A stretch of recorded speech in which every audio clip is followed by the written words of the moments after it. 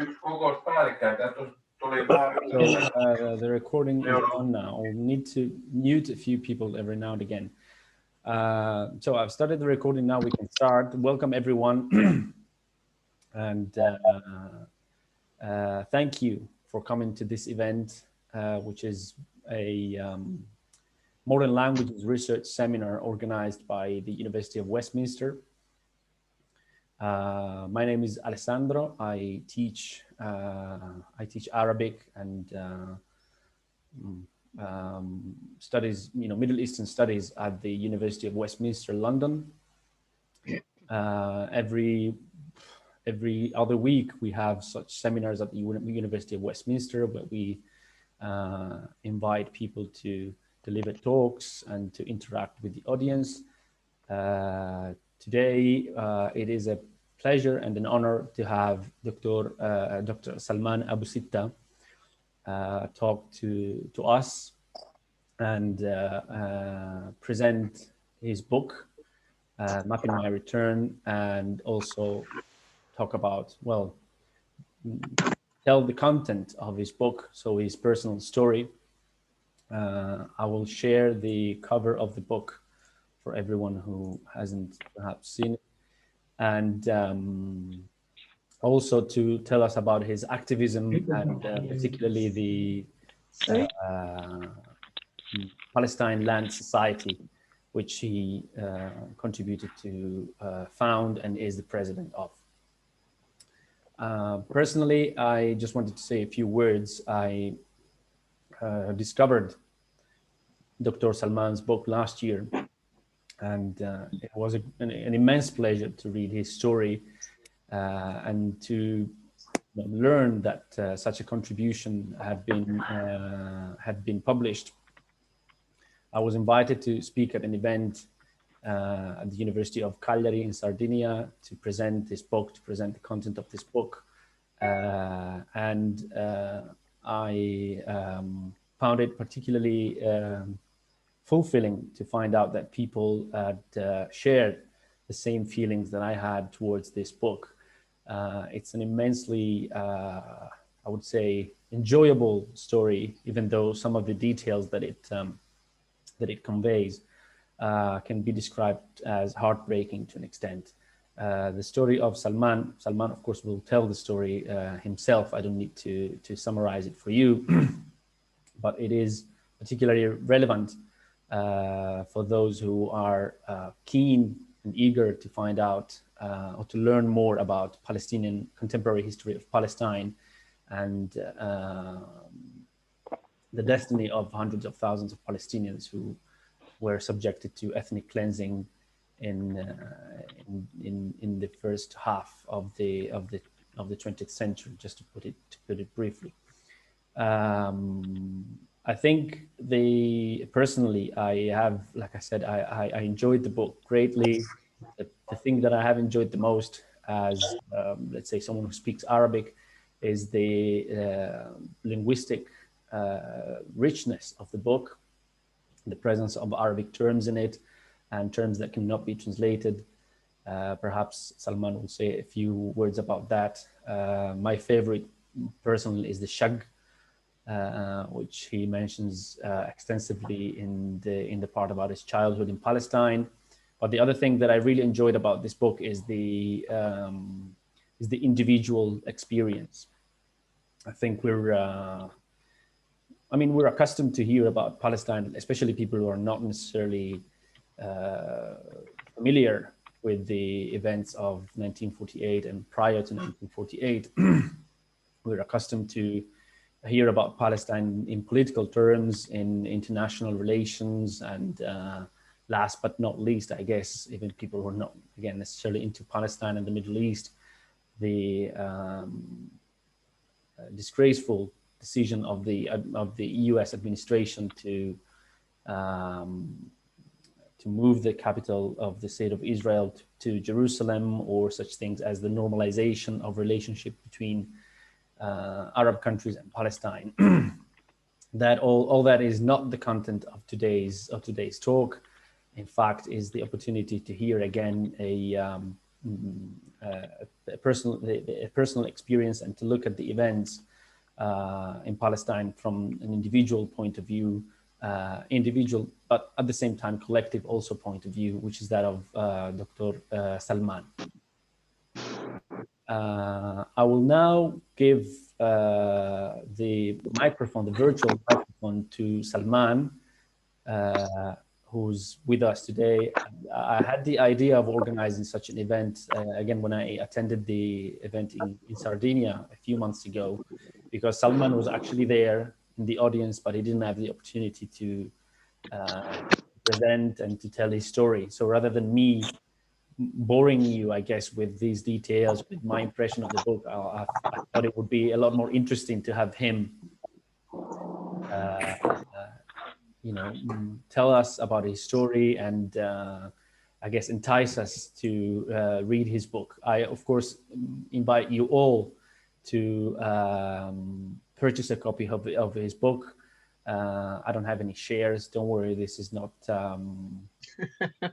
something I do for a financial benefit that I get. It's just because I honestly find the book extremely interesting, and it deserves all the attention it has received and all the success it has accomplished. So تفضل, Dr. Salman Abu Sitta will now take the floor, and we'd love to hear from you. If you have any questions, we'll do a Q&A later. But if you have any questions, you can always write them in the chat, and or you can click on the raise hand button. I'm not 100% familiar with Zoom. I don't use it that much, but if you have any questions, just get in touch silently. You can write it in the chat or the raise hand button. Just because I keep muting people, so I don't, so that we can hear Salman and not people. We don't talk on each other. So تفضل, Salman. Thank you very much, Dr. Alessandro. This is the second time we meet on Zoom. Of course, as you mentioned, the first time when you discussed with your colleagues in Italy, the Italian edition of my book. And now here we meet again. You teach your students at Westminster on Middle East studies, which inevitably must include colonial settler studies. Of course, Britain has a long history of that. And I'm reminded of one of the British poets in India who says, Rudyard Kipling, of course, he said the famous poem, "Oh, East is East and West is West, and never the twain shall meet." We all know that and hear about it. And that, of course, leads me to say that the memoirs of the colonial history are or were mostly written by British people telling their experience about India and about other places and so on. And very rarely we hear the opposite side, those stories about the subject people or the people who were the victims of this colonial history. A note in history is very clear. In the middle of the 20th century, by the middle of the 20th century, the European colonial soldiers packed their bags and left their colonies in Asia and Africa. In all these cases, they have been evacuated from colonial powers.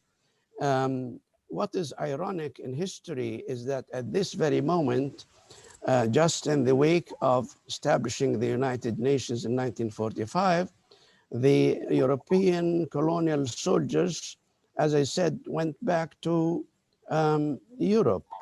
But they did not like that very much, so they sent a replacement in their place.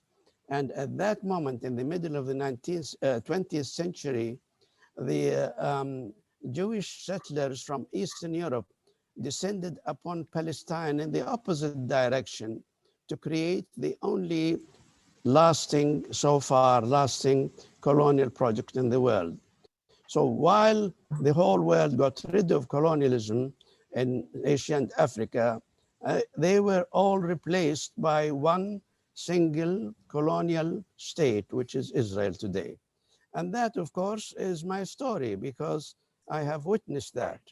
Um, as you probably know, Alessandro, I was born in a place called Al-Ma'in. Al-Ma'in is named sometimes Al-Ma'in Abu Sitta after my family.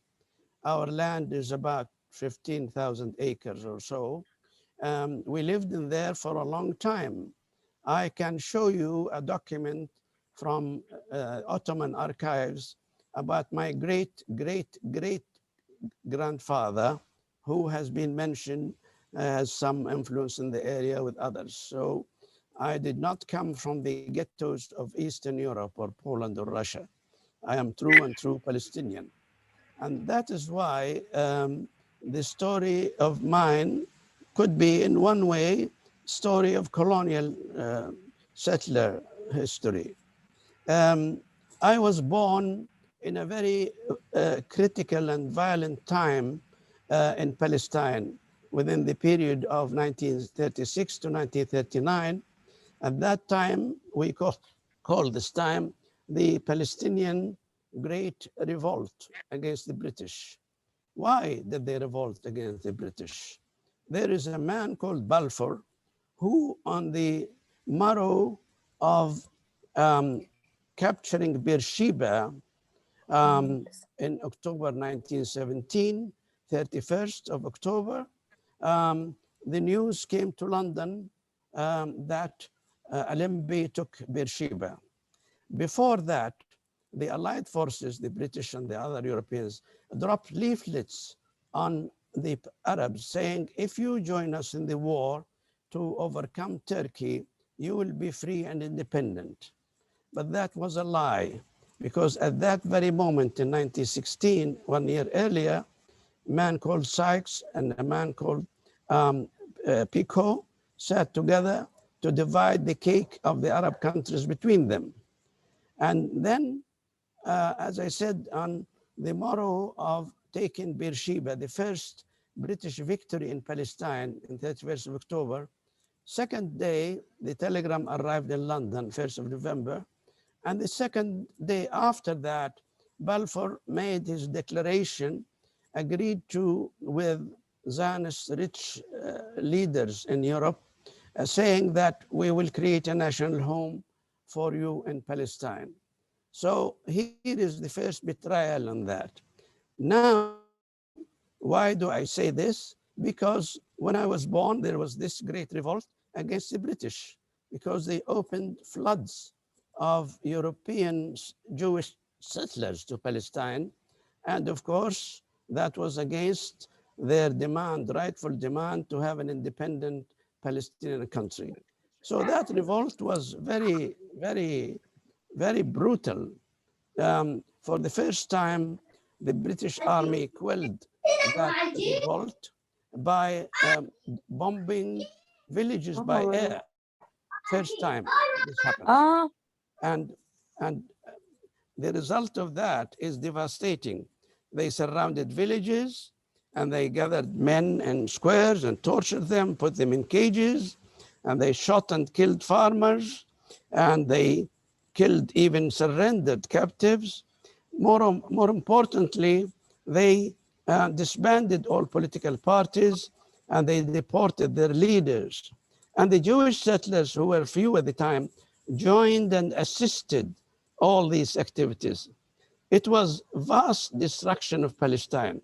5,000 were killed, 15,000 were wounded, and more than 100 leaders were executed. And actually, when we study the figures, 50% of all others in Palestine at the time have been victim of British brutality, either wounded or jailed or whatever. So I call this moment, 1939, when by that time I was only 1 or 2 years old. 1939, I can identify it as the British inflicted Nakba. 10 years later, Ben Gurion found it easy to do the Zionist-inflicted Nakba of 1948. But let me go back a little bit to tell you a personal story. In April 1948, I was in a Beersheba boarding school, and the school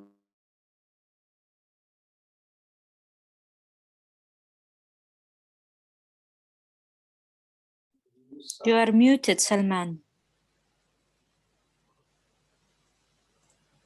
Oh, did you hear me? Yeah, it's okay now. It was just for a few seconds. Oh, okay. But before that, did you hear me? Yeah. It was just for a few seconds, Salman, because I was muting the participants. Okay. I'll start about the personal bit.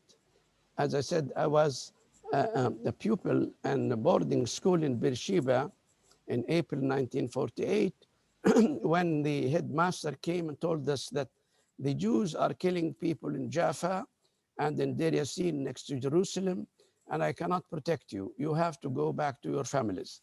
So how can we go back? We were children. I had to walk 45 kilometers with my school bag till I arrived to my family, of course, very tired. And 6 weeks later,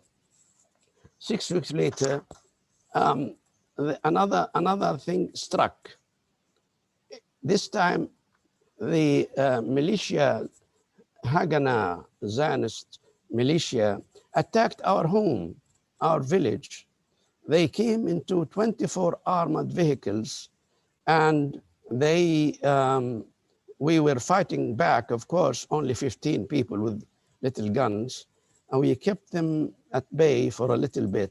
But then they destroyed all our homes. They destroyed the school, which my father built in 1920. They destroyed the motorized well and all that. And on that day, I became a refugee. And ironically, again, this same day was the day when Ben Gurion declared his settler state in Tel Aviv. So the two events happened on the same day. Allow me to read a little bit about that in the book. I became a refugee at the age of 10. What stands clearly in my mind was the identity of the invisible enemy who destroyed my life. What did he look like? Was he a human or a beast? Why did he make me a refugee? What did I do to him? Where did he come from? What language did he speak? I had never seen a Jew before, let alone a Jewish soldier with a gun. This strange situation took hold of me, and my life's mission became to try to put a face to this invisible enemy, in particular to the Zionist soldiers who attacked and burned down my home. I wanted to find their names, photographs. I want to know their origins from all over the globe. I wanted to know their military formations. I wanted to understand their hatred for us, their desire to make us refugee and destroy our country, Palestine. And that led me to an endless quest to discover how they destroyed my homeland, what became of our landscape that they left in ruins, its villages and towns, its people's lives, their folklore, their geography, their history. My ultimate ambition has been to pick up the pieces of the debris and painstakingly reconstruct the destroyed landscape into a new rebuilt Palestine. Now, this is one stage of my book, but I would like to add just a little bit my thoughts when I left my home to go to Cairo to study.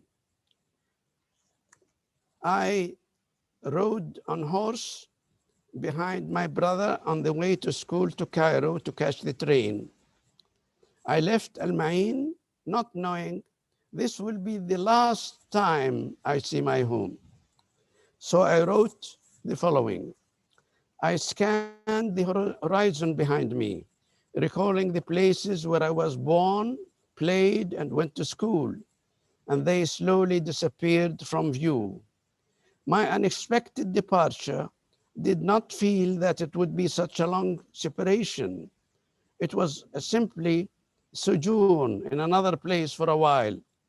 If the future was vague for me at that moment, the past that I had just left behind in my mind and became my present forever.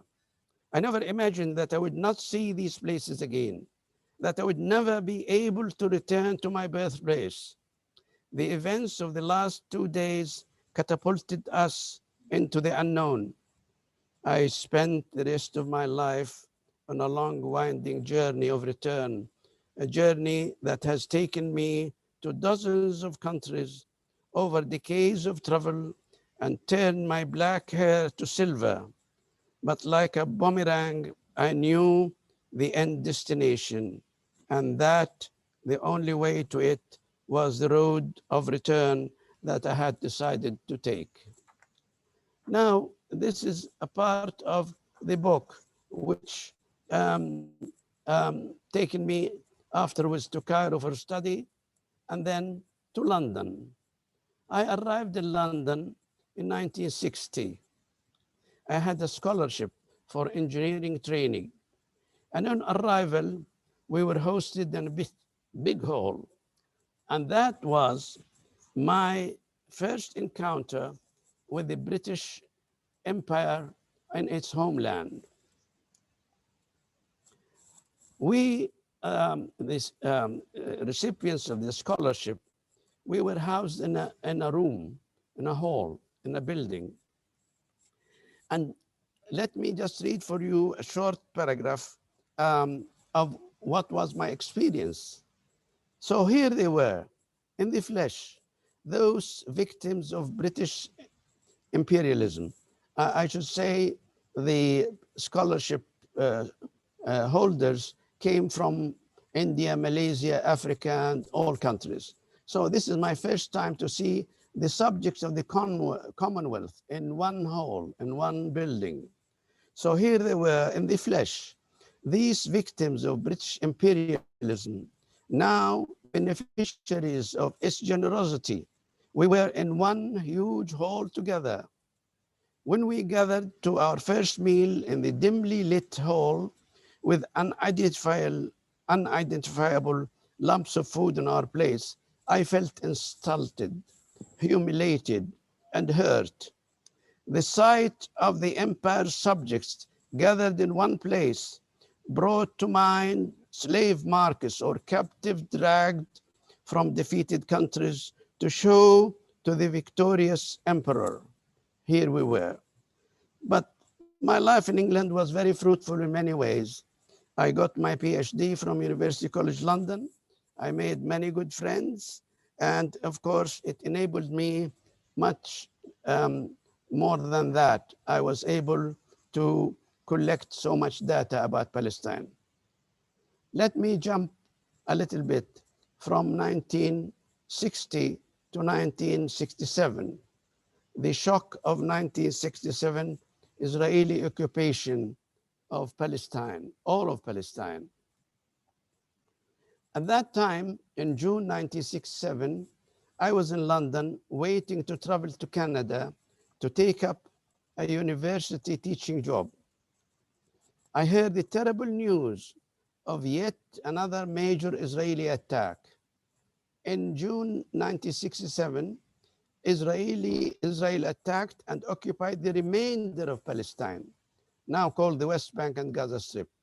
And also they occupied Sinai in Egypt and Golan in Syria. It was a shocking week for me.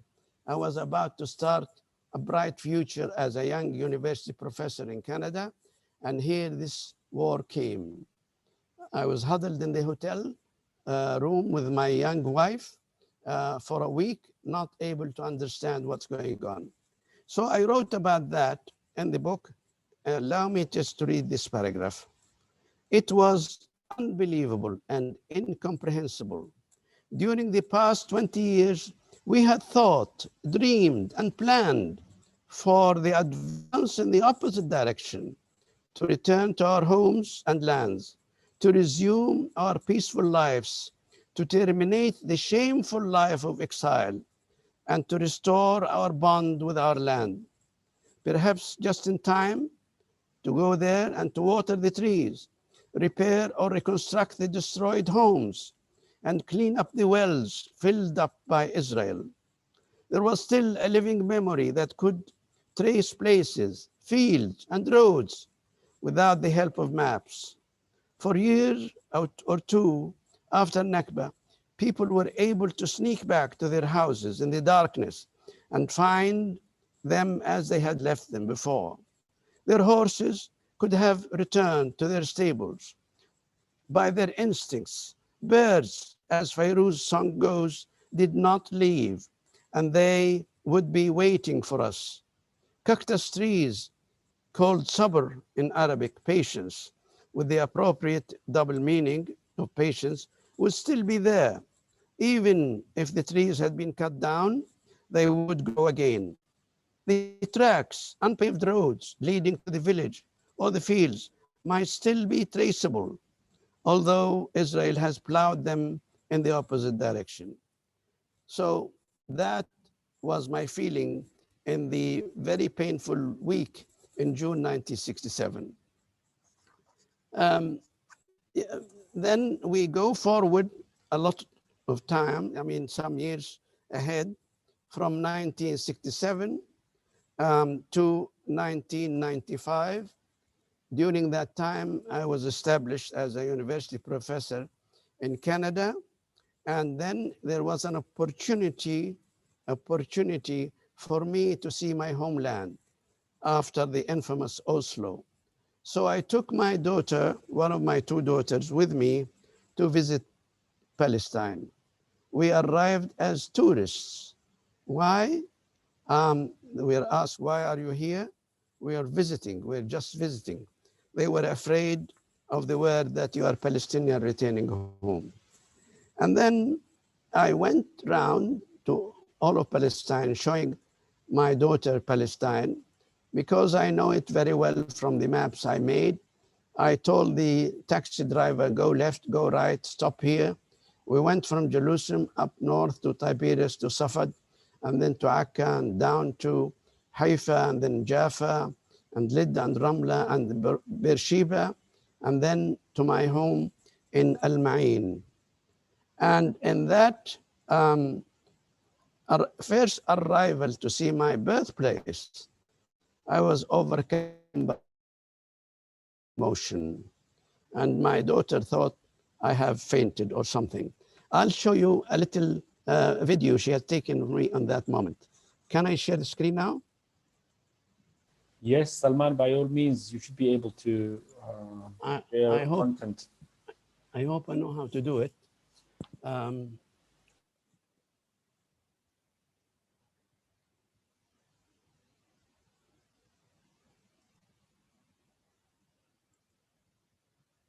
Oh.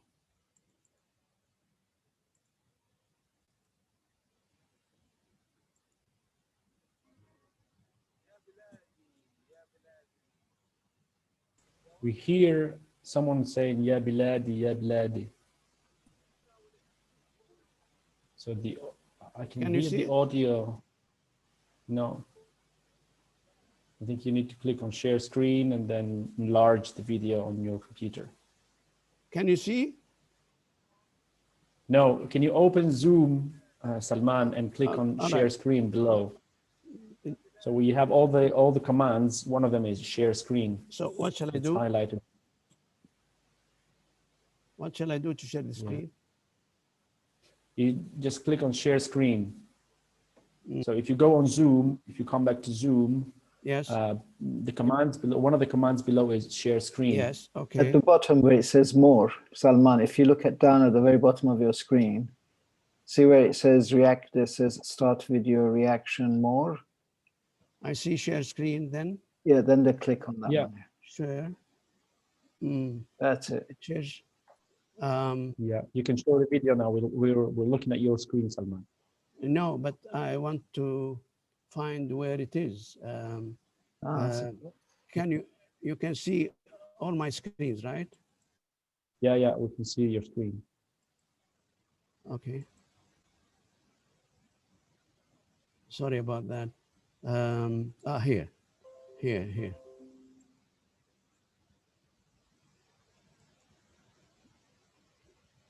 Can you see the video now? Yep, we are. Yep.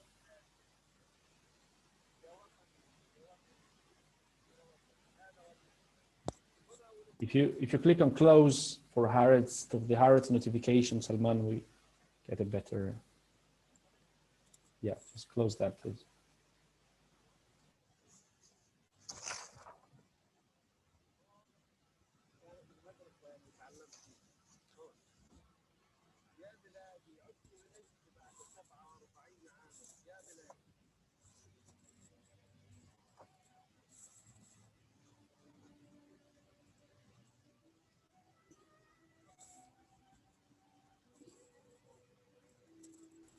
So Salman, is this in Al Ma'in? Yes. Yeah. Can you give us a bit of context? It's a place where I was born. Yeah, we can't hear the audio, or I mean, it is powerful, but we can't hear what you're saying in the video. So it would be useful if you could give us like context. This is where I was born. Behind me, flat, is the school which my father built in 1920, and they destroyed it completely. I told my daughter, you are the first generation in 12 generations who was not born here. She was the first generation after 12 born outside Al Ma'in. And here I am pointing to the exact spot where I was born. Now, how can I get back to the screen now? Here we are. All right. Okay. What should we do about that? Can we remove that?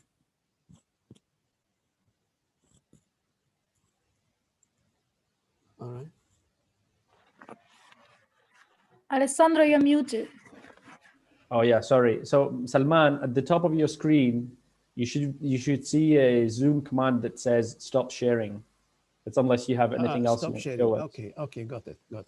Right. Is there anything else you want to show us? There is one map in the end I want to show. Okay, khalas. I mean, you know how to do this now.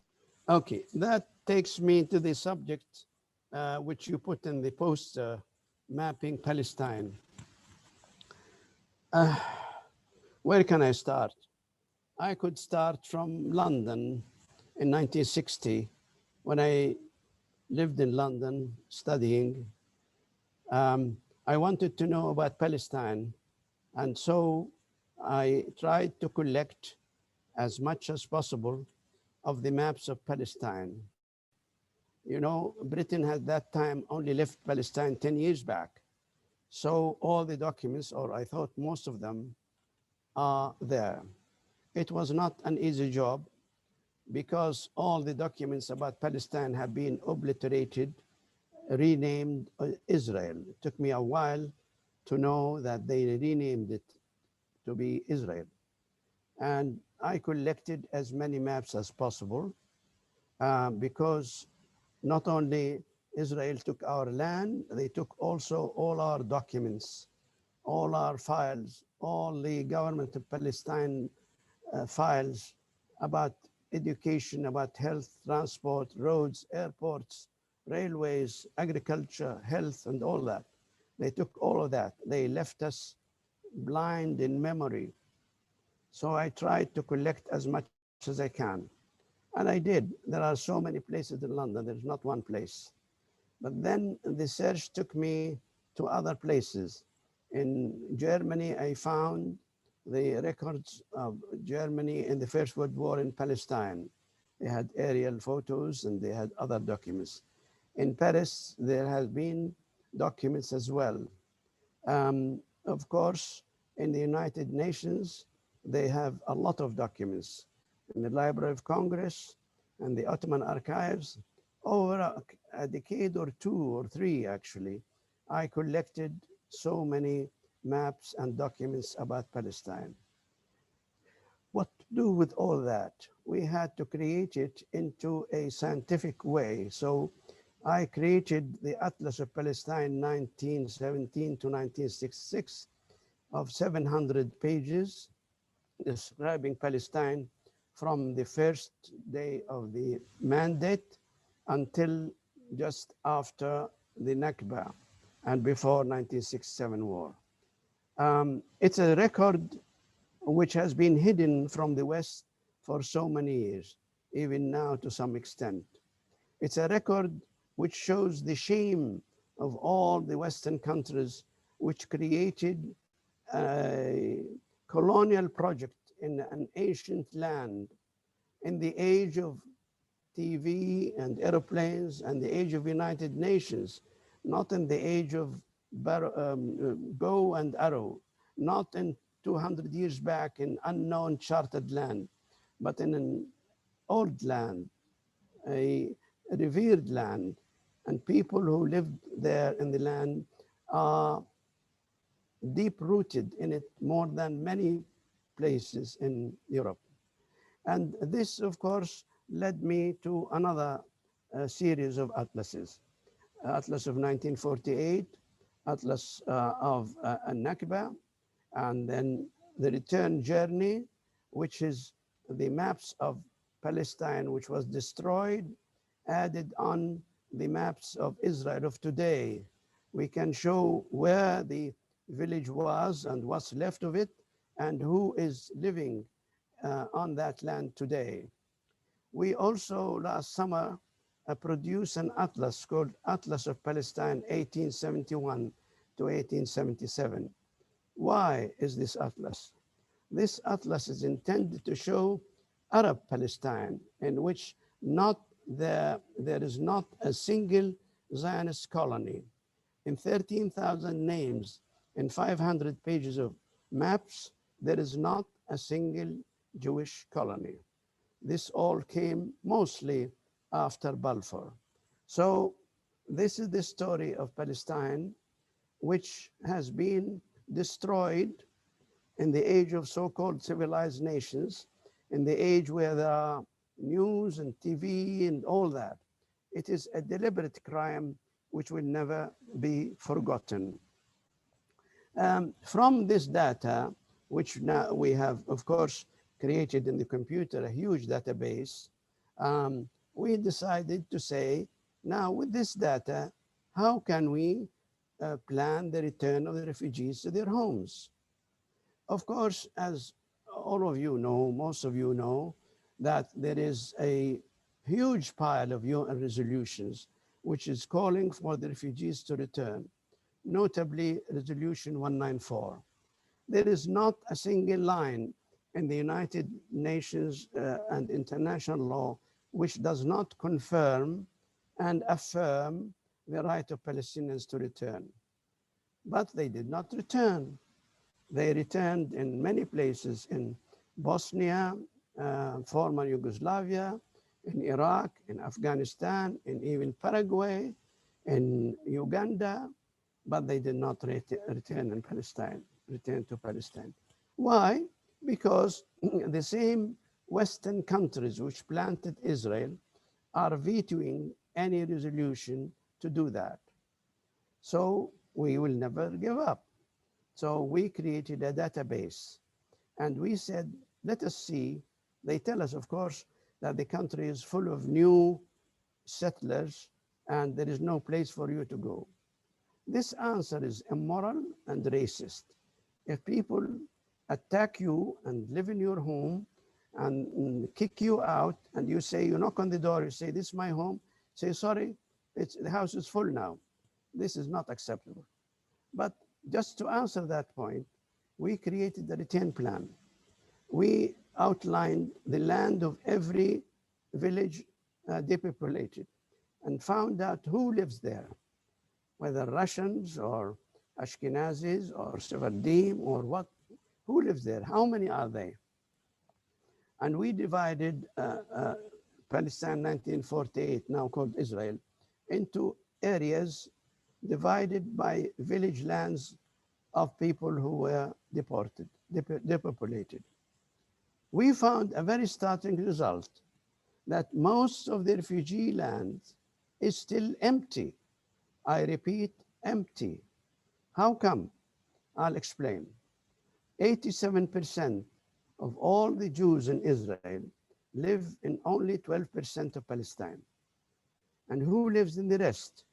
Only kibbutz. The kibbutz amount to 1 to 2%. They planted them in village lands in order to prevent the return of refugees. But most of this land is under the Israeli army control. So the return of the refugees from feasible point of view is quite possible.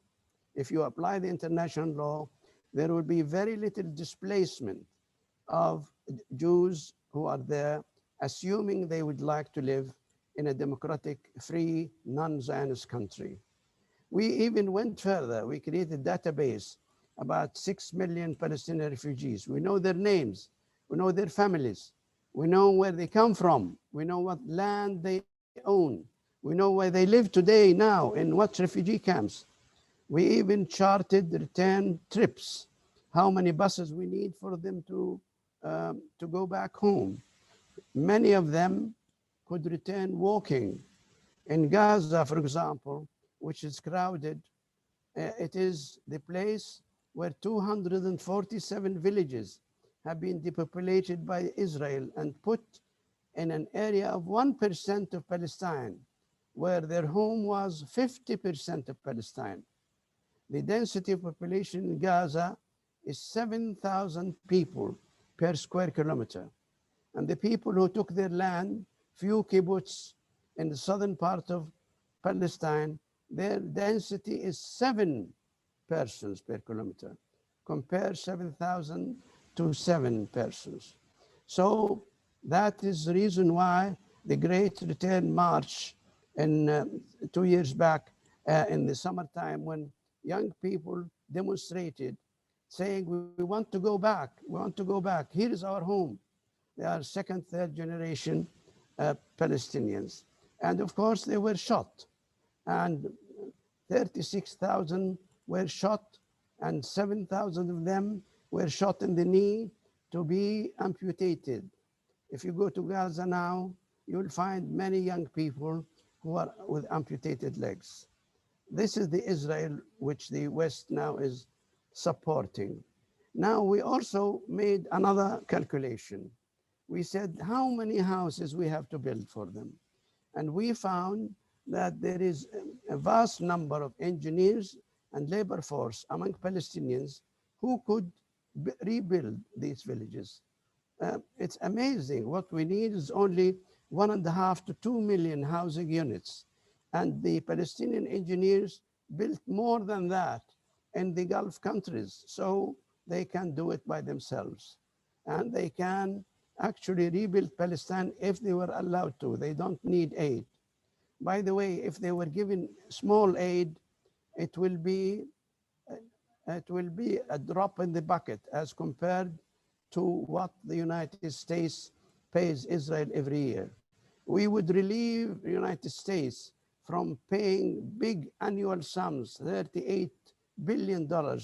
We would relieve the American taxpayer from paying that money because we can build our home by ourselves. And now this atlas, of course, is augmented by an annual competition we make every year in your university at Westminster. We invite young Palestinian graduates of architecture. We say you graduated or will graduate soon in architecture. Let there be your project. Your project is your own home village. Why don't you plan how to reconstruct it, how to build it again? We give them data about the village, about the people, and we suggest how it will look now in the future with internet and with all that. And that's this competition successful now for coming into the working 40 minutes. I know. young Palestinian Our fare, like our hotels, had gone from elegant with crystal to sea participate in this plastic cup. competition. And therefore, I have great faith in the future, and I know that people can do it. Palestinians can do it. Hi. And Hi in here. I conclude. Hi, at the windows there, you know, I make those conclude. little I wish we can stop that. I conclude, yeah. but my thoughts of my Salman, you need to reactivate your audio now because I had to mute everyone. Sorry, it just lasted. We couldn't hear just for 1 second. Just click on the unmute button. Salman, I had to mute you. I don't know how to mute everyone without muting you, but some people probably forgot. Yeah, we can hear you now. تفضل. No, you muted again. No, we can't hear you. Unmute, okay? Okay, هلا تمام تفضل. Right. Now, this is my concluding remarks. Of the few remaining years for me, I would like to ponder of that. I say after traveling to many countries in what I call 10 flights or 10 migrations, I concluded the book with the following thoughts. And I'm reading from it now. I did not despair. No, I felt as if I had been set on a path of a rescue mission, a lifelong mission to return. I left behind, squatting on my land, the Russian Sarig, the Ukrainian Metiv, the German Buberman, and the South African Zipper. They sat on my land. I spent the next 7 decades putting faces and names to those invisible enemies. It was my Al-Ma'in that was held captive in their hands, but it was never theirs to own. The 11th flight remaining for me to do, when the time comes, will take me to a spot in Abasan village, which is just 1 kilometer away from my home. Abasan now is in Gaza Strip. Abasan is near the barbed wire and the machine guns separating this village from my birthplace. It's only 1 mile away. So the 12th flight will take me to my last situation or station, my burial in my home. Then I would feel my soul will rest in peace when I feel I have made that journey of the last mile. In my mind, I can see the engraving on the tombstone. It says, born here, torn away from his home at a young age, he spent the rest of his life flying in the skies of the world on the long, arduous journey to return home. And now he finally made it. And I'll show you a map of the last mile. So I should say share screen. Yep. If you already have it open on your computer, then it will appear immediately. How can I find it? I want to show you the map. You have it open on your computer? Yes, it's open. It's in desktop. And if you share screen, then we should be able to see it. Then you just need to come back to Zoom and click on share screen. All right. Okay. And select the map, because the share screen option gives you here, share. Option to choose what you want to share. Share, there it is. Yes. Okay, share screen. Where is the share screen now? You're sharing screen now, Salman. We're looking at your screen. But you need to go back to the desktop, I'm afraid. Okay.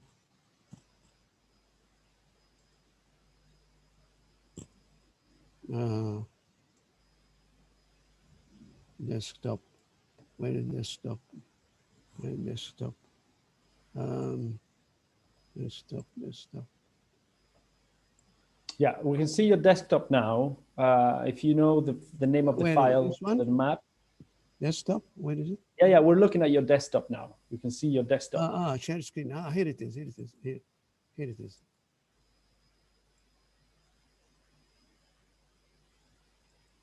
Okay. I want to open this one. It's not. Opening.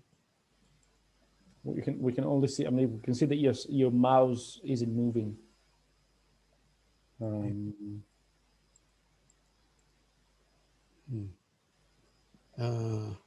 Share screen. Well, we had this film just now.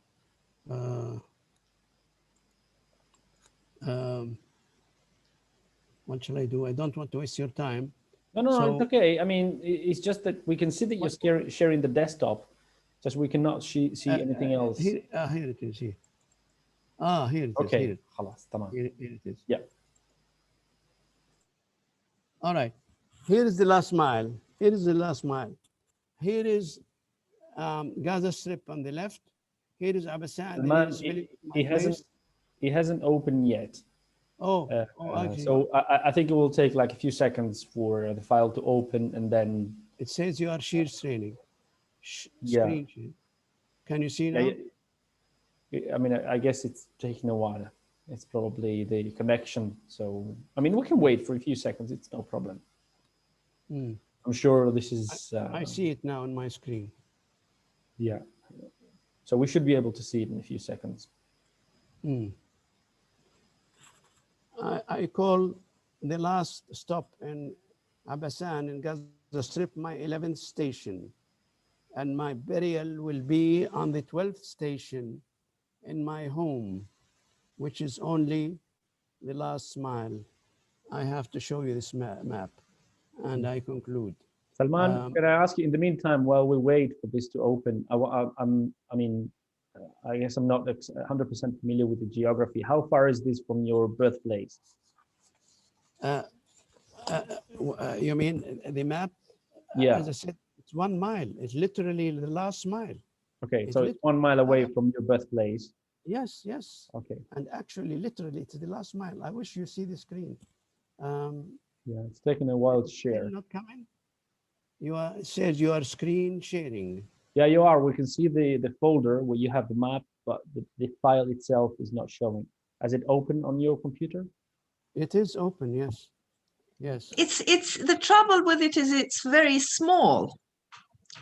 No, but when I open it, it's very, very big here. When you screen share it, you have an option to choose which file. So maybe when you hit screen share, you need to highlight the map file.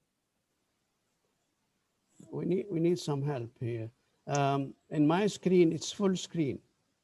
Yeah, but I mean the same happened earlier where mirroring.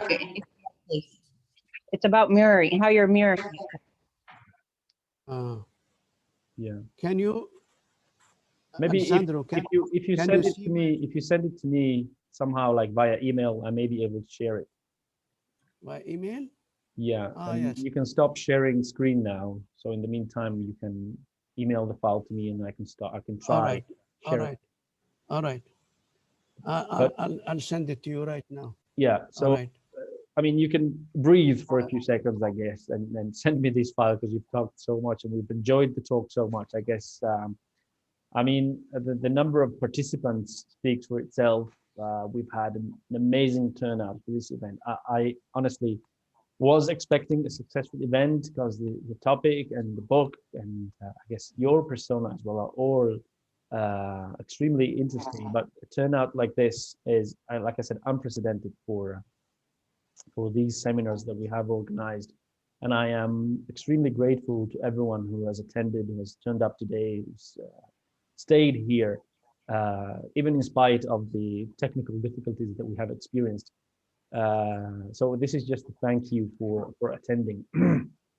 of course, the biggest thank you goes to Salman, who has so patiently, prepared and told us his story. And I mean, there's no better way to thank you, but to be here and to perhaps ask you some questions from the audience.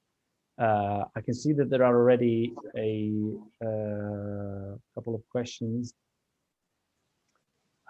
Someone asked me, so Illa was asking about she thanks you for the lecture. She wanted to ask you, Salman, why you decided to write your biography in English. Oh, that's a good question. By the way, it seems that the file is 16 MB. I cannot send it to you if you can't see it on the screen. Why did I do it in English? Well, from 1960 till today, I was living and working in the West, and people ask me, where are you from?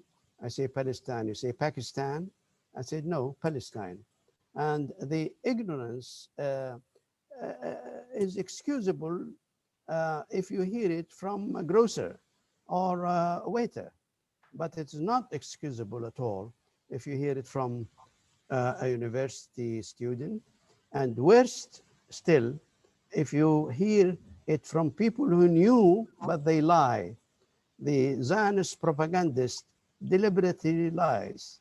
In another occasion, I outlined 11 wars waged against us Palestinians. Not only military is one of them. The others are obliterating our history and destroying our geography, wiping it out from the maps, falsifying our archaeology, defaming us in the world as being we, the victims of their crimes, are the terrorists and they are the angels. They also fight us in the United Nations by vetoing our resolution, our favor. They actually wage a war, economic war against us to make us helpless and unable to survive except for a piece of bread, to forget Palestine. They also apply what I call incremental, it's not so incremental, genocide on Gaza. So when I find these things, when it is easy to find the truth, just to look at the United Nations, just to let people speak about Palestine, as my friend Jenny Tong knows how difficult it is to tell a simple fact about Palestine. You are called anti-Semite, and I don't know what that term means, but I know it means to me that they want to hide the crimes committed by Israel. That is the point. And I don't even enter into anti-Semite or Semitism or this kind of thing. It's not my business. I have a story to tell. My home is taken away from me, and nobody can ever convince me that the people who did it are angels. They are war criminals. They were war criminals, they are war criminals, and they will be war criminals. So this is the audience I had to meet. As you know, Alessandro, I spoke at many, many places, from Francisco to Japan, and I found the way to reach those people, mostly, even in Europe, is to use English. And that's why I wrote it in English. But now you have Italian edition. Thank you. Yeah, the book has been translated into Italian, and I remember that he also mentioned at another event that the book is being translated into Arabic as well. Yes, it is. Personally, I think it's good. I think it's a very good thing that the book is translated into Arabic, but at the same time, I can only agree with you that the value of the book being in English or any other language, any language other than Arabic, is much bigger. This is something I say also for experience, because I mean, the awareness of the Palestinian the Palestinian experience of dispossession is present in a place like Syria, for example, or Jordan. by which I mean that you don't need to explain to Syrians in Damascus, for example, or to people in southern Lebanon what happened to Palestinians. It is part of their everyday life. It has been part of their contemporary history. Whereas the ignorance of the general public in a country such as the UK, where I live, or Sardinia, where I come from, is appalling. So such contributions are extremely important in any language other than Arabic. If it's translated into Arabic, then the more the merrier, of course. But it carries a strong message to the rest of the world, not so much to people who have unfortunately experienced this. I can see that there's a hand raised, and I can see that Zahia is waiting to ask her a question. And there are also a few questions from the chat. But I mean, Zahia, the floor is yours if you want to ask a question. Tafadali. Can I, Alessandro, can I respond before Zahia just a little bit to your remark? Yeah. Yes, the Arabic translation or Arabic edition, actually, not translation, is necessary. But of course, we don't have to tell people something they know in their life. We have to redraft it to suit them. But I have not left them alone. Let me tell you a few things. Most of the atlases I made are both in Arabic and English. The big atlas, 700 pages, is in Arabic as well. And the return journey is in Arabic, English, and even Hebrew. And the atlas we produced last August, about Palestine 1871 to 1877, is both in English and Arabic. And in addition, we created a poster map of Palestine showing all the villages destroyed or depopulated, data about them. And from this map, it's a poster map about 70 centimeter by 1.5 meter long. We printed 2 million copies. And we have given to each school, UNRWA school, a copy of the big atlas and the return journey atlas and the map. So it is accessible to those who want. You are absolutely right. You cannot preach to people in California and you forget your own people. But their education is different. For example, the students in some schools are asked to look at the map and say, where do I come from? What's my village name? And who lives there now? And so on. The education of the young Palestinian people today is paramount, absolutely paramount, more than anything else. The Israelis took the land and now they wanted to wipe out the Palestine mention in the brains and hearts of young people. This is part of the normalization process. You know that even in West Bank and even some Arab countries, it is forbidden to speak freely about Palestine. So educating the young Palestinian in Arabic about their land is paramount again. And we have now a war to fight those who prevent us from doing that. They were before the Israelis, assisted by the Americans who cut funds from UNRWA if you tell the student your family comes from this and that. But now some Arab government are joining that, which is a great tragedy. Yeah. But we are fighting. It seems that the experience is similar in the United took your States. time. Salman. But yeah, Zahia, please. I thank you so much for organizing this. Dr. Salman, it's such a privilege to be listening to you today. I'm listening to you actually from Montreal, and I know that you have family ties here in Toronto as well, who are extremely active on the ground in Gaza and Palestine. My question to you is actually about the Palestinian youth. Our own battle here is to counter the IHRA new definition. So we need some advice from you how to mobilize again the Palestinian youth. I mean, we're trying, the atlases that you've written are an amazing tool. We use it just to, for the memory and everything. But how do you deal with it when you see our own youth not being as reactive as they should be? I'm so glad you asked this question.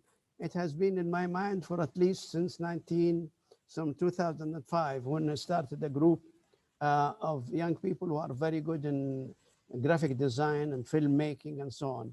And we wanted to make history and geography easy for them in small bites and so on. As you know, the language today is very short bursts of knowledge. And I'm still trying to do that. We have some success, but if you have any group willing to translate the facts we present them, maps, photographs, ideas, things, we will provide this willingly. But we need young people to translate that into the language of young people today, either in cartoons or short films or posters or slogans or whatever. I am open to any suggestion. We are ready to help in boundless ways, but we need young people to know the language of the young people. We give them the food and they make the sandwiches for the young people. Contact me, please, if you have ideas. Salman, we were wondering whether the map you were trying to share is available on the Palestine Land Society website, so that maybe I can find it and share it while you answer some questions. Alessandro, I share a link. I think that's the map. Is on the chat. I found it. I mean, I will try to share that so that you can show it. And I wonder if that's the one that someone now wants to show. Let me. Can I send it to someone on their WhatsApp, because it can take 15 MB. Okay, so this is the map we were looking at, Salman. I don't know if you can see my screen. That is, yeah, that is the map I said published about 1 or 2 million copies. But I need to, I need to go to the desktop and find the map for you. Very illustrative. So is this, so this is not the map, right? No. The map I'm referring to is in my book. It's the last mile map. It's in the book. Shall I try? No, if yes, it's in the book, I can find it. I have a few more questions for you. It's the last map in the book. One is from Ruqayya. She says her family is from the village of Salama near Yafa. She doesn't know if you can recall it, or is there anything that you can tell her about her family's village if it's in your book. The village is called Salama, it's near Yafa. Yes, Salama is east north of Jaffa. Yes, as I said, we have a big database. If you send me an email, we will send you photographs and maps and data about population now and then and where they are. Could you, Alessandro, put our email online? You know what it is? Yeah. info@plands.org. Website is www.plands.org. Sure. Ian, you have it. Yeah, it's on page 317 in your book. There it is. If you've got it.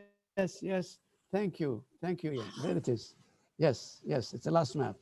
Yes. I don't think it shows on. Can you see it? Yeah, but vaguely, not very clear. Yeah.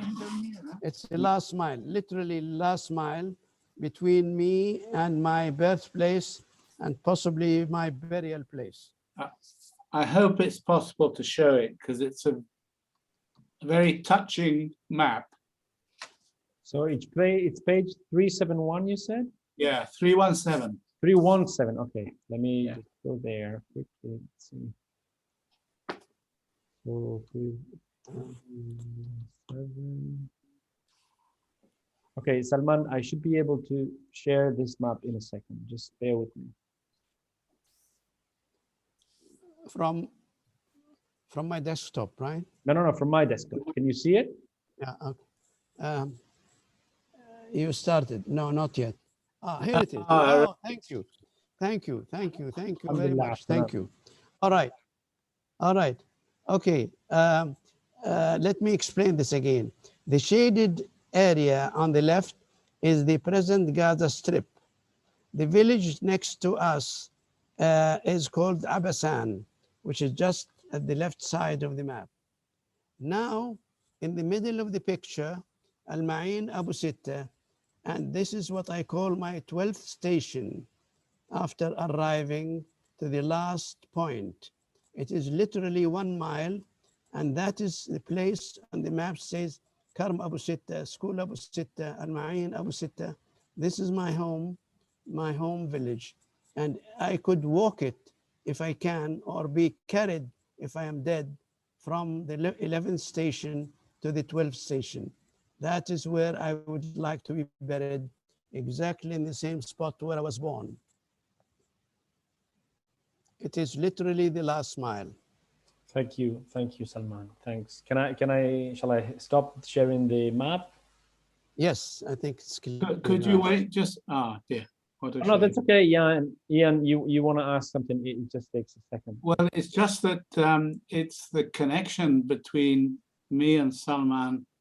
We were both students in London in the 1960s, the early 1960s. But the reason I wanted to show on the map is that I was a medical officer in the clinic in Khan Yunis, and I used to do occasional home visits to Abasan and to Gaza, which is, yes, as you see, it's down there.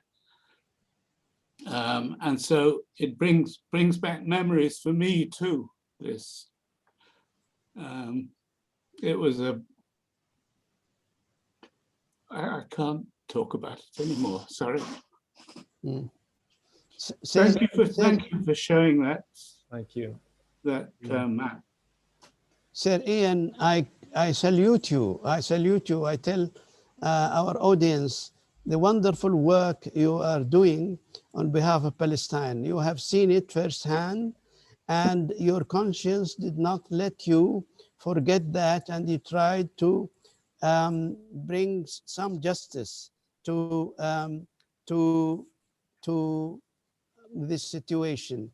I thank you very much. I keep telling people, when I fight for my home, I fight for it because it's my home. You are helping me recover my home. Thank you, and thanks to Jenny Tong and all our friends in England and elsewhere who support the justice in Palestine. I imagine that for Jenny, like for me and Jan, my wife, who's here, guilt, national guilt at the way we have betrayed Palestinians is a big motivator to try and do something. It is indeed. I absolutely agree with you. I think it's a great shame for our country that this has happened, and we should all draw attention to it the whole of the time. But you know, people are afraid to. Yeah. They just are afraid to, because it loses, particularly politicians, because they get into trouble and it loses support for their party in all sorts of ways. I won't go into details. I don't know who's speaking, but anyway, thanks for these contributions. We have a few more questions, Salman. With all these participants, this is only normal, I guess. The first one is from Karim, who he's written a message in Italian. He says he lives in Italy. He's half Italian, half Palestinian. His girlfriend lives in Jaffa, which is where his dad is originally from. And he's planning to go back to Jaffa when, I guess, the whole COVID situation is over one day, inshallah. And he's keen to organize something to help second and third generation like himself go back to Palestine and go back to the land of his father. I guess, I mean, his question is simply, what do you think about this? I guess the best way is probably to send an email to the, I don't know if Karim is still listening, but best way is probably to send an email to the info@plands.org address that I wrote in the chat, to maybe join the Palestine Land Society and offer his contribution. Yes. Another question from Basma is, would it be possible to use your memoir to educate academics and historians, but also Palestinians, about the story of colonial settler occupation of Palestine. I think this is a self-answering question, but Salman, if you have something to add to that. Yes, if I'm right, this is Basima Salman. She is from Tir Dandan, which is close to Lidda. She lives in Holland. Is that you? I don't know if she can still hear us, Basma. Anyway, yes, we'll be very glad. Alessandro, let me just explain a bit more. The website is the Home for Palestine Land Society. It's abbreviated into www.p for Palestine lands, lands.org. And if you remove www, write info at, that will be our address. Okay. So from what we hear, there are a lot of people who are ready to help in spreading the word, especially among the young generation. I value that very much, not only the Palestinian young generation, but the young generation I meet in universities. You may be surprised when I speak at Harvard and Boston and so on, half or at least 1/3 of the students who are listening to me are young American Jews. They tell me we have been cheated. We were taken to Saturday school, told all kinds of things, and now we know this is not correct. And in response to my friend Jenny, that the politicians are afraid, these young people have two wonderful qualities which are not found in politicians. The first quality, they are eager to learn, they have open mind, and they have free access to knowledge. The politicians neither have that mind, nor they have access to knowledge, and if they do, they hide it. That's one quality the young people have over politicians. The second excellent quality for young people is that they have no material interests. They are not afraid to lose their money or their positions or something. The politicians bargain their political views by how much money they get or how much position they get. The young people are free from that that disease, I call it. So that's why the Zionist lobbying is dead against universities. They want to withdraw their funds so that they don't teach what they are supposed to teach, knowledge. They are prevented from talking about knowledge, which is being the subject of so many debates at the United Nations. It's not a secret, but they prevent them from even seeing the international documents. And if you say something about Palestine, which is true, they never answer that question because they know they cannot. They divert it into something else. They say, you are anti-Semite, you are against it. What does this have to do with the knowledge? I tell you, Palestinians are 13 million people today. 8 million of them are refugees, and their land is still empty, and they are not allowed to go to it. In Gaza, 2 million people, they can walk overnight. Now, they cannot answer that. They divert the conversation into something else. You're against us, you're anti-Semite. I ask, why don't you answer the question? Who brought Netanyahu, the Polish guy, to be in Palestine? Why, where he lives, is the home of a Palestinian? That, no, you cannot answer. And we have to face them with that. The young people do. Thank you, Salman. There's another interesting question from Riem Shahbari. She asks why there has been no class action lawsuit for all who lost their home and homeland, or has there been? I think that's a very good question. Not only that, every line of international law has been violated by Israel. The latest story about ICC is very well known to you. And yet they are putting all kinds of obstacles in order not to bring war criminals who killed 2,000 people in Gaza in 2014. 500 of them are children. This is not old history, not even 2-3 decades. It's only 2 years back. And So you have to ask, not that the international law is absent, but why there are Western powers which prevent its application. About the other thing, the right of return, we have, and many others did, of course, held many conferences, we made many petitions, we organized committees everywhere, but it's all a people's effort, and people's effort take time to grow. And until it has political power and it has monetary power where you can buy your way into the media, and last will be military power where you can enforce law. The law is enforced in Iraq and other places, but these same clauses in international law are not applied in Palestine. So my hope is rests in the young people when they grow and they become leaders, that the path of justice will be taken. I hope so. Thank you, Salman. The question was actually about a class action. If there has been a class action, like a legal class action, and a lawsuit from those who lost their home and their homeland, if there's been anything like this. Class action is a very good idea, but whom they could address? The International Court of Justice does not accept cases from individuals or groups. They have to accept them from states. And we know the situation of the state of Palestine if that one existed. So that is one problem. The International Criminal Court broke the barrier now, and individuals can approach the International Court of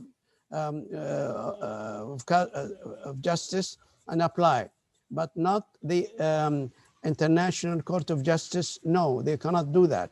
You cannot even put a motion in the United Nations to censor Israel, because you need a state and more states to do that. And when you do, as 139 member states are on the side of Palestine, they can be vetoed out by the Security Council. So the only resort left is the minds and hearts of people. And this is where it is still open. It's actually also monetarily cheap, is cheaper than one tank or one airplane. You can win many cases by appealing to the people's conscience. Thank you, Salman. You have already answered this question that I'm about to convey now, but Laura asks us, considering the many challenges and obstacles that the return plan you envisage might face, according to you, what are the keys of success and what might be the turning points in this journey? There are quite a number of success stories. Not many, but they are like a small candle shining light in the darkness. We need more these little candles to shine light in the darkness. We do. ICC is one of them. I'm sure Israel will do its utmost to obstruct the course of justice. But I say, from my own experience, at least in the last 30 years, I find people of good conscience are making waves in many countries. For example, in most Asian and African countries, there is great support. In South Africa, there is. In Europe, there is a variable success. Notably absent from government point of view is United Kingdom and Germany. But in the United Kingdom, there is a swell of very good public opinion. In Ireland, when I go there, I feel I am in another Palestine. Even in the United States, there are, few rays of hope. But imagine, let me just say one thing. If you are an Algerian and you fight France for its occupation for 130 years in France, you have one country to fight, namely France, Paris. In our case, we are fighting lobby groups and centers of power in many Western countries, in the United States, United Kingdom, in Germany, in many countries. This is not is unprecedented in the history of colonialism.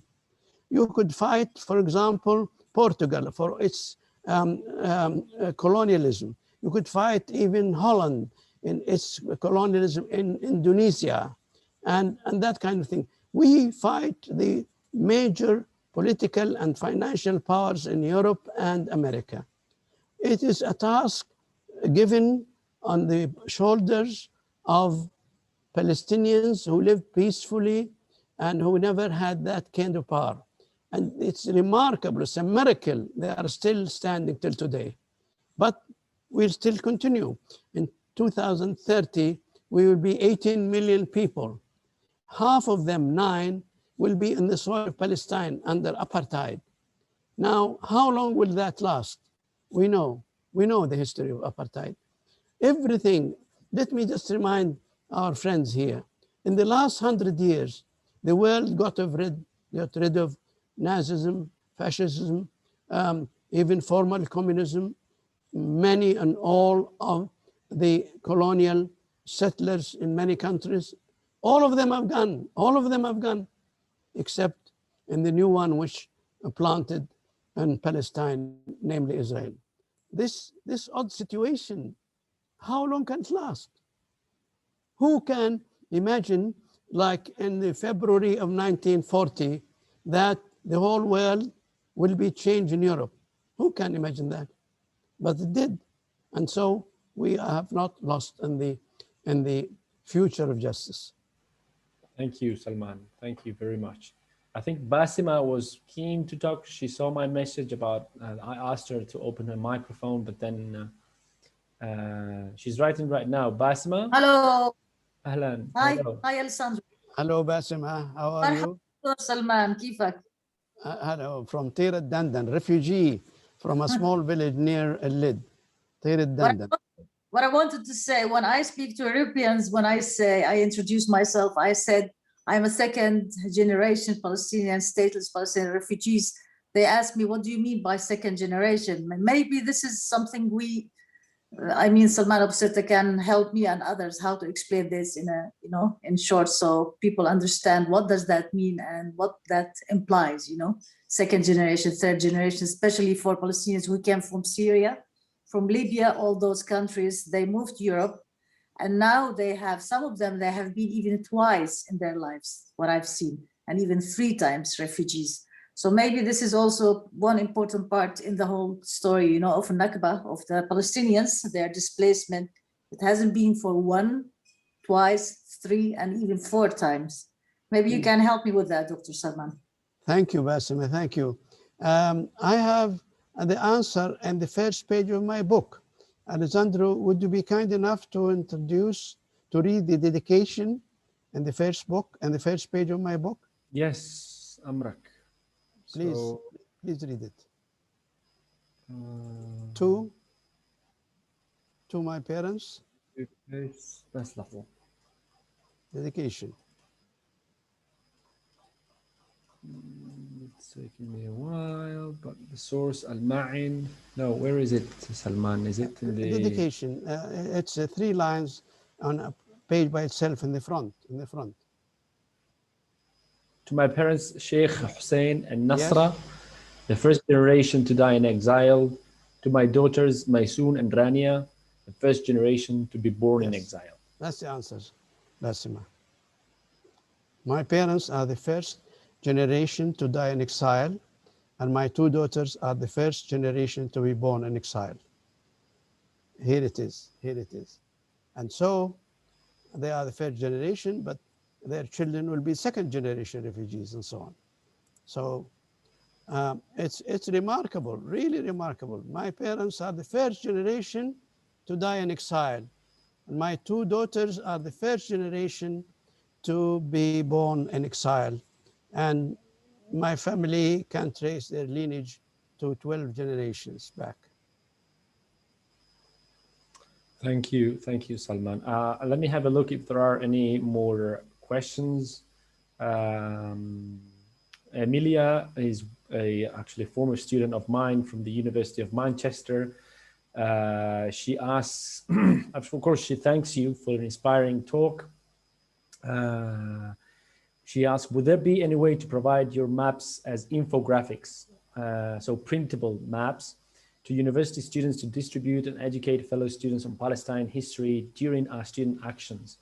I have to mention that Emilia is also a pro-Palestine activist in Manchester, so she's keen to find out whether there could be printable versions of the maps as infographics. I think, I mean, if you want to answer this, Salman, what I would say is that the best way is to get in touch with the Palestine Land Society through their website, yes, to send an email. Again, I'll yes, share the address again. Yes, we have data to answer you. No, I sent it to the wrong person. So info plans.org.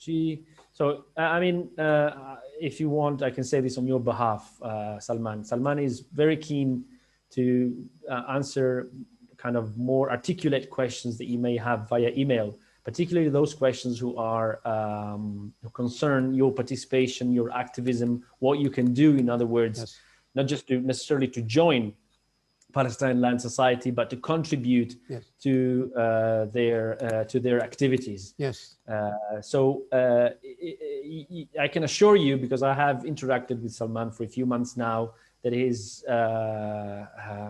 very happy to answer any emails that you may send his way, and that that is, I think, a lot easier. But there's another question by Zainab. I don't know if that's the correct answer to Emilia's question about printing the maps, Salman. So I've taken the liberty of answering Emilia's question. No, it's correct. Please do, please do. And then we have a question from Zainab, which says, I'm a PhD student. My dissertation her dissertation is on Palestinian American poetry, cartographies of memory and post-memory. If anyone from the first, second generation would love to support and help by sending her your stories, you can email her. She's copy-pasted her email in the chat, and she's citing Dr. Salman's book in her thesis as a proof of authentic memories versus fabricated Israeli narratives in history. And I guess we can all agree with this. The importance of memory is evident, I think, to everyone. It's not just something you say, but it is crucial, I think, not just I think, but most people here, I guess, agree that it's crucial to preserve the memory of the Palestinian and not to allow everyone to delete it or to remove it like a file from your computer. I would add not only a memory, but we'll have to convert it into a plan for the future. Yeah. I mean, I don't want to disappoint Emilia, because I know that she's enjoyed the talk and everything. I just wanted to say, Emilia, that again, like I said, she wants to find out how to print the maps and to make them available for distribution. So, Emilia, if you're happy to email Salman at his at the Palestine Land Society email address, I think that's a lot easier. I don't know if there are every email. We'll answer every email. Yes, of course. Yeah, I don't know if there are any more questions from the audience. It's been a very exciting talk. And there are also comments. They're not just necessarily questions, so people can read them themselves. I don't need to read them out to them. But I mean, it's been 100 minutes now of event, an hour and 40 minutes. There is one more question from Reem. How can we ensure that the expulsion of Palestinians is learned in school? I guess this depends also from, from country to country, but also from teacher to teacher. Unfortunately, there's still discretion. What would you like to say about that, Salman? It's the same. We have to keep fighting, and we have to, as I said, the young people are the fresh, clean minds with good conscience, and we have to keep fighting. I have only one word for it. It's a sumud, steadfastness. We have to keep that. And if people invent things to justify their existence from a piece of stone or a piece of this and that, We don't need that. Our life is still within Palestine. People, it's not an old history, it's not Roman history, it's an active history, which to me, I don't want to belabor the point, but it is a shame in the Western world, actually, that this terrible situation, this terrible crime lasts so far 72 years. It's a burden on their conscience for a long time. I mentioned once, and I repeat again, I feel ashamed of future generations, 100 years from now. How could we live in this world, in this century, with such crimes happening against people day in, day out for now 26,000 days? It is really a shame. History will not forgive us when they read about us.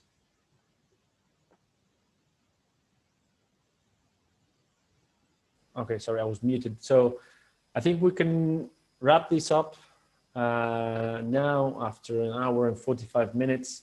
It has been an absolute pleasure to have you, Dr. Salman.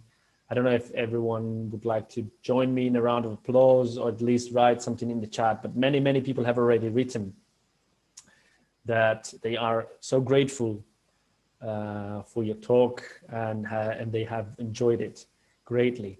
So this, I think, is the best way to, like I said, the best way to thank you for your talk was to actually turn up today. And we have had an extremely successful talk, an extremely also inspiring and insightful talk, which is not news to me. I think already I was very excited to have you, and that's why I decided to organize it.